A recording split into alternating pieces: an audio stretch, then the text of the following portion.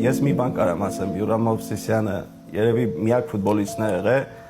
ով որ կարածել է ուրիշ երկրի, ում որ հրավիրել են ուրիշ երկիր Ամերիկայից, իսկ ես ընտրել եմ Հայաստանը։ ԱՄՆ-ի հավաքականը։ ԱՄՆ-ի հավաքականը 2010 թվին ԱՄՆ-ի հավաքականը Բաբ Բրեդլիի գլխավորությամբ